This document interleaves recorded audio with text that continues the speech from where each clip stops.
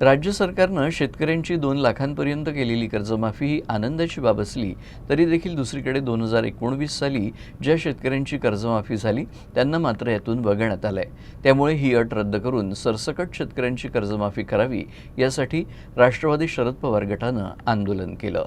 अतिवृष्टीनं झालेल्या नुकसानीची भरपाई देण्यात यावी, थकीत पीक विमा अदा करण्यात यावा यासह इतर शेतकऱ्यांच्या मागण्यांसाठी शरद पवारांच्या राष्ट्रवादीचे प्रदेश उपाध्यक्ष संगीतराव भोंगळ यांच्या नेतृत्वात बुलढाणा जिल्हाधिकारी कार्यालयासमोर जोरदार निदर्शने करत जिल्हाधिकाऱ्यांमार्फत मुख्यमंत्र्यांना निवेदन देण्यात आलं।